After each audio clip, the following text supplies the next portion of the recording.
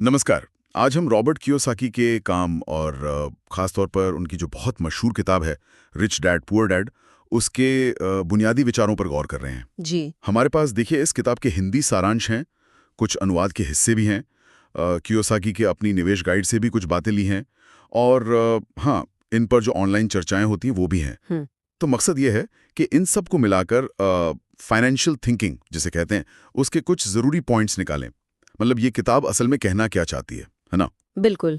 तो चलिए शुरू करते हैं। हाँ, तो किताब का जो दिल है वो दो बिल्कुल अलग नजरियों का एक तरह से टकराव है। जी। एक तरफ है पुअर डैड, ये कियोसाकी के अपने पिता थे, पढ़े लिखे पर पैसों को लेकर हमेशा मतलब संघर्ष करते रहे। हाँ, पारंपरिक सोच वाले। और दूसरी तरफ रिच डैड, ये उनके दोस्त के पिता थे। इनकी औपचारिक शिक्षा कम थी पर ये काफी अमीर बने। और यही कॉन्ट्रास्ट किताब की बुनियाद है। बिल्कुल। और यही सबसे दिलचस्प बात है कि कैसे ये दो नजरिए, ये दो सोच पैसे और जिंदगी को देखने का तरीका ही बदल देते हैं। किताब के हिसाब से पुअर डैड का रास्ता क्या था? अच्छी पढ़ाई करो, एक सुरक्षित नौकरी पकड़ो और बस महीने के आखिर में तनख्वाह का इंतजार।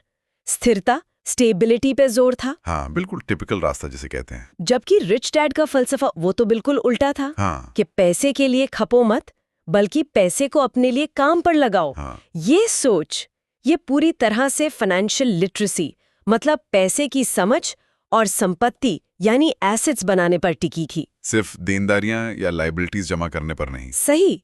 और कियोसाकी के हिसाब से यही संपत्ति और देनदारी का जो फर्क है ना, इसे समझना सबसे जरूरी है। हाँ, ये कोर आइडिया है। संपत्ति मतलब एसेट वो चीज है जो आपकी जेब में पैसा डालती है, जैसे किराए की प्रॉपर्टी हो गई या स्टॉक से डिविडेंड आ रहा है। और देन देनदारी, लायबिलिटी, वो है जो आपकी जेब से पैसा निकालती है, जैसे कार लोन की किश्त या कोई बड़ा घर जिसका मेंटेनेंस खर्च ज्यादा हो। अच्छा। तो रिच डैड का फोकस हमेशा ऐसी चीजें हासिल करने पर था जो पैसा कमा कर दें, संपत्ति बनाने पर। अच्छा, तो मतलब ये हुआ कि सिर्फ ज्यादा कमाना ही काफी नहीं है। हाँ। ये समझना ज्यादा जरूरी है कि पैसा काम कैसे करता है और उसे बढ़ाया कैसे जाए। एग्जैक्टली, बिल्कुल। किताब इसी को फाइनेंशियल इंटेलिजेंस या फाइनेंशियल आईक्यू कहती है। ओके। मतलब पैसे को समझने और उसे बढ़ाने की आपकी काबिलियत, वो डेवलप करनी है। समझ लिया। और ये सोच सिर्फ कमाने तक नहीं रुकती, ये आपके निवेश के फैसलों तक जाती है। अच्छा, कैसे? कियोसाकी की जो निवेश गाइड वगैरह हैं, उनमें भी इसी सिद्धांत पर जोर है। अपनी संपत्ति पर, अपने एसेट्स पर पूरा कंट्रोल रखो। कंट्रोल रखो मतलब चाहे वो रियल एस्टेट हो जहां आप प्रॉपर्टी के मालिक हैं, या फिर आजकल की नई चीजें जैसे डिजिटल एसेट्स, क्रिप्टो वगैरह। हाँ। तो सलाह यही है कि नियंत्रण अपने हाथ में रखो। जैसे अपने डिजिटल एसेट्स को किसी ऑनलाइन एक्सचेंज पर छोड़ने के बजाय सीधे अपने पर्सनल वॉलेट में रखो, जहां आपका पूरा काबू हो। अच्छा, ओके। तो सिद्धांत वही है, संपत्ति आपकी हो, नियंत्रण आपका हो। लेकिन यहाँ एक और बात ध्यान में रखनी होगी, जैसा कि हमें कुछ ऑनलाइन चर्चाओं और विश्लेषणों में मिला। जी। कियोसाकी और उनकी जो ये टीचिंग्स हैं, इनकी आलोचना भी खूब होती है। हाँ, ये बात सही है। कुछ लोग तो इसी बात पर सवाल उठाते हैं कि ये रिच डैड असल में थे भी या नहीं, क्योंकि कियोसाकी ने कभी कोई पुख्ता सबूत नहीं दिया इसका। ये एक बड़ा सवाल है। और कुछ आलोचक मानते हैं कि उनकी सलाह कई बार थोड़ी अस्पष्ट सी होती है, वेग होती है, या फिर ऐसा लगता है कि असली मकसद शायद उनकी अपनी किताबें और सेमिनार बेचना ज्यादा है। ये बहुत ही वाजिब सवाल है।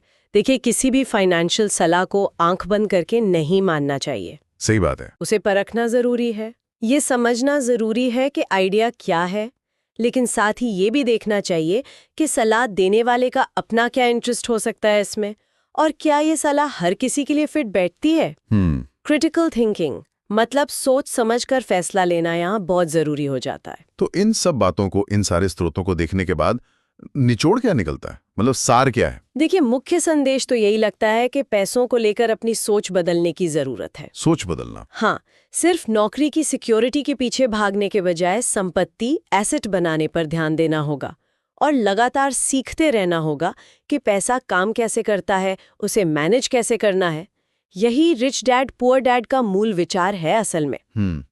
अगर इसे हम थोड़ी बड़ी तस्वीर में देखें तो कियोसाकी के लेखन का जो सेंट्रल आइडिया है वो यही है कि असली फाइनेंशियल आज़ादी सिर्फ कड़ी मेहनत या अच्छी सैलरी से नहीं आती। तो फिर किससे आती है? वो आती है पैसे की समझ से, स्मार्ट फाइनेंशियल फैसलों से और अपने पैसे को सही तरीके से काम पर लगाने की कला सीखने से।